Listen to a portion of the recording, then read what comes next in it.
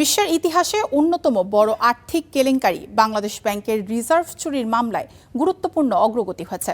সাবেক governor doctor Atiur Rahman সহ দেশি বিদেশি ৬৪ ব্যক্তি ও প্রতিষ্ঠানকে অভিযুক্ত করে খসড়া অভিযোগপত্র প্রস্তুত করেছে অপরাধ তদন্ত বিভাগ সিআইডি। আইনি মতামতের জন্য ইতিমধ্যে খসড়া চার্জশিট ডকেট অ্যাটর্নি জেনারেলের কার্যালয়ে পাঠানো হয়েছে। শীঘ্রই দেওয়া হবে পূর্ণাঙ্গ চার্জশিট।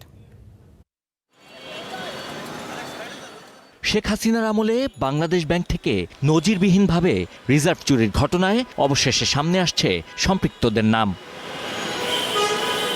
দীর্ঘ তদন্ত শেষে সাবেক গভর্নর ডক্টর আতিউর রহমান সহ 7 দেশের ৬৪ ব্যক্তি ও প্রতিষ্ঠানকে অভিযুক্ত করে চূড়ান্ত প্রতিবেদন প্রস্তুত করেছে সিআইডি। তদন্ত সূত্র বলছে, অভিযুক্তদের মধ্যে ফিলিপাইনের ৩৬, বাংলাদেশের ১০, শ্রীলঙ্কার ৮, ভারতের ৪, চীনের ৩, নর্থ কোরিয়ার ২ এবং জাপানের ১ ব্যক্তি ও প্রতিষ্ঠান রয়েছে।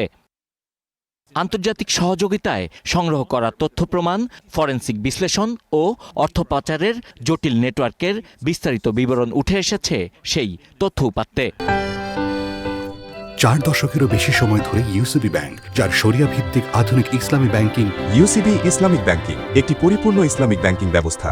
মামলার প্রমাণ হিসেবে সংযুক্ত করা হয়েছে প্রায় 10,000 পৃষ্ঠার নথিপত্র। বাংলাদেশি অভিযুক্তদের তালিকায় রয়েছেন সাবেক governor doctor Atiur Rahman, deputy governor Abul Kashem, institute of bankers বাংলাদেশের তৎকালীন সভাপতি আনিস এ খান, বাংলাদেশ ব্যাংকের সাবেক মহাব্যবস্থাপক AKM আব্দুল ওয়াদুদ, সাবেক নির্বাহী পরিচালক Shubhankar Saha, department of currency ম্যানেজমেন্টের মহাব্যবস্থাপক মোহাম্মদ সুলতান মাসুদ আহমেদ। রাষ্ট্রীয় কোষাগার লুট এটা কখনোই গভর্নর একার কাজ নয়। রাজনৈতিক হোক বা নিজেদের মধ্যে বোঝাবুঝি হোক, একটা আভ্যন্তরীণ অ্যারেঞ্জমেন্ট ছিল এবং বিশ্বের যত বড় ইনভেস্টিগেশন হয়েছে বা যত বড় আপনার হ্যাকিং হয়েছে, সবসময় দেখা গেছে আভ্যন্তরীণ ব্যক্তিরা জড়িতই থাকে। তো এটারও ব্যতিক্রম ঘটেনি। তদন্ত সংশ্লিষ্ট সূত্রের দাবি, বিভিন্ন সময়ে বাংলাদেশি অভিযুক্তদের নাম চার্জশিট থেকে বাদ দিতে চাপ সৃষ্টি করা হয়েছিল।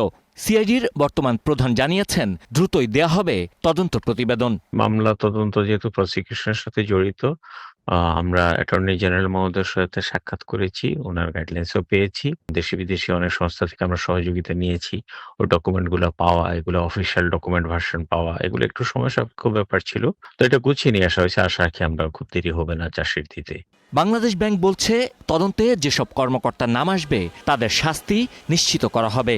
চূড়ান্ত রিপোর্টে এবং চার্জশিটে যাদের নাম বা প্রতিষ্ঠান আসবে, অবশ্যই বাংলাদেশ ব্যাংকের অবস্থান তাদের বিপক্ষেই হবে এবং সেটা দেশি হোক বিদেশি হোক, আমরা ধরে নিব এই ব্যক্তি বা প্রতিষ্ঠানদের কারণেই বাংলাদেশ ব্যাংক আর্থিকভাবে এবং সামাজিকভাবে ক্ষতিগ্রস্ত হয়েছে। 2016 সালের ফেব্রুয়ারিতে হ্যাকাররা সুইফট পেমেন্ট সিস্টেমে ভুয়া বার্তা পাঠিয়ে নিউ ইয়র্কের ফেডারেল রিজার্ভ ব্যাংকে গচ্ছিত বাংলাদেশ ব্যাংকের 10 কোটি 10 লাখ মার্কিন ডলার সরিয়ে নেয়। ঘটনার প্রায় 40 দিন পর মানি লন্ডারিং প্রতিরোধ আইনে মামলা করে Bangladesh bank. Sabbir Ahmed, star news, Dhaka.